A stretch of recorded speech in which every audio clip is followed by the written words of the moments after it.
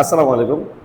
আমাদের সপ্তম শ্রেণী গণিতের একটি গুরুত্বপূর্ণ অধ্যায় বীজগণিতের সূত্রাবলী ও তার প্রয়োগ, পঞ্চম অধ্যায়।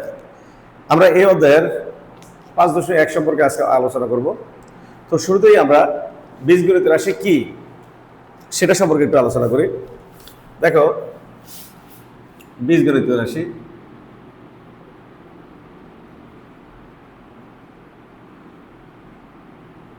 আমরা বলতে পারি চলক,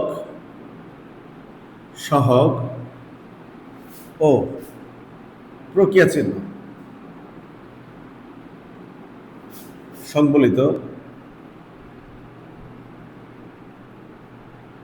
গাণিতিক বাক্যকে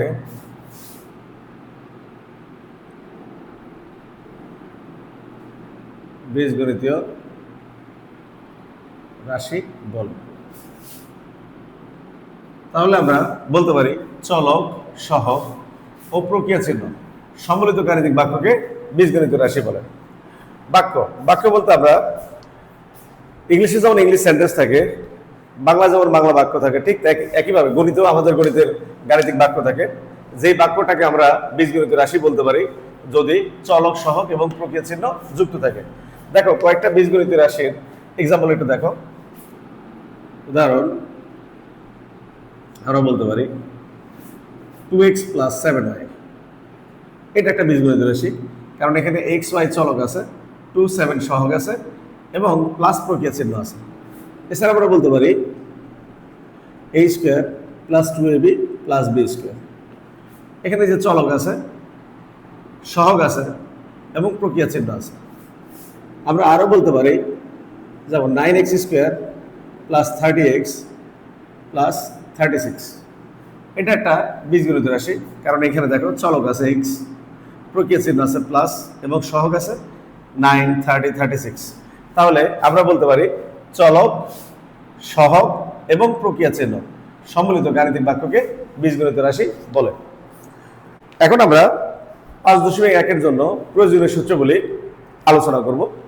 সবাই সূত্রগুলো ভালোভাবে দেখবে এবং ভালোভাবে মুখস্থ রাখবে, কারণ সূত্র ছাড়া আমরা অঙ্কগুলো করতে পারবো না। সূত্র যত ভালোভাবে পারবো আমরা অঙ্ক তত ভালোভাবে পারবো। দেখো, আমাদের প্রয়োজনীয় সূত্রগুলো আমরা লিখি, এগুলো তোমরা খাতায় লিখবে এবং খুবই ভালোভাবে মুখস্থ করবে। মনে রাখবে, সূত্র যে যত ভালো পারবে অঙ্ক সে তত ভালো পারবে। দেখো, প্রয়োজনীয় সূত্রগুলি। প্রয়োজনীয় সূত্রগুলি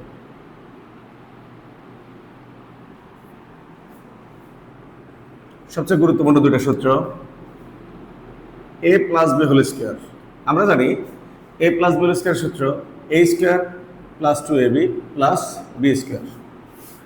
2 a - b² এটা সূত্র হচ্ছে a² - 2ab + b²। 3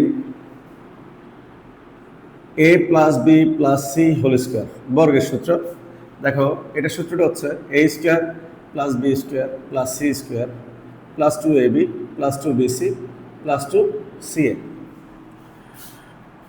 তাহলে এই তিনটা সূত্র খুব ভালোভাবে দেখবা, কারণ আমাদের বর্গ নির্ণয় করতে গেলে এই তিনটা সূত্র লাগবে। যখনই তোমাকে বলবে বর্গ নির্ণয় করো, তখন আমরা এই তিনটা সূত্র সবসময় ব্যবহার করব।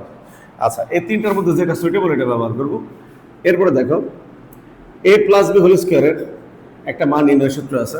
আমরা বলতে পারি a - b² + 4ab। আবার a - b² সূত্র a + b² - 4ab। দেখো, আরেকটা গুরুত্বপূর্ণ সূত্র, খুবই গুরুত্বপূর্ণ সূত্র, a² - b² সূত্র a + b a - b। তোমরা বীজগণিত করতে গেলে, বীজগণিতের মান নির্ণয় করতে গেলে এবং উৎপাদকে বিশ্লেষণ করতে গেলে এই সূত্রটা আমাদের সবচেয়ে বেশি ব্যবহার হবে।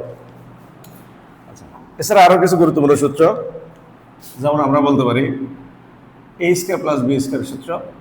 a² + b² তিনটা সূত্র আছে, যেমন a + b² - 2ab,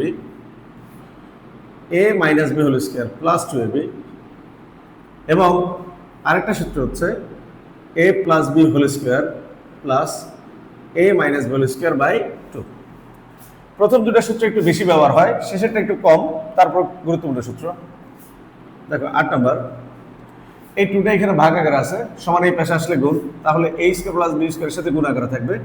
তাহলে 2 ইনটু 2টা গুণ হওয়ার কারণে a square plus b square হয়ে গেল 2 into a square plus b square. এটা সূত্র হচ্ছে a plus b whole square plus a minus b whole square. এরপর আমাদের 4ab সূত্র, 4ab সূত্র দেখো, 4ab সূত্র আর 2 into a square plus b square সূত্র একই, শুধুমাত্র প্লাসের বদলে মাইনাস হবে। আমরা বলতে পারি a plus b whole square minus a minus b whole square. দেখো আরেকটা খুবই গুরুত্বপূর্ণ সূত্র ab, মান নির্ণয় করতে গেলে অত্যাধিক পরিমাণে ব্যবহার হয়। ab সূত্র হচ্ছে a plus b by 2 whole square minus a minus b by 2 whole square. তাহলে এই যে 10টা সূত্র, এই 10টা সূত্র আমাদের 5.1 এর যতগুলো অঙ্ক আছে, যদি এই 10টা সূত্র আমরা ভালোভাবে মুখস্থ করি, তাহলে বীজগণিত রাশির অঙ্কগুলো করতে, বর্গ নির্ণয় করতে গেলে এবং মান নির্ণয় করতে গেলে আমাদের অসুবিধা হবে না। সবাই এই সূত্রগুলো ভালোভাবে লিখবে এবং ভালোভাবে মুখস্থ করবে। ধন্যবাদ সবাইকে সাথে থাকার জন্য।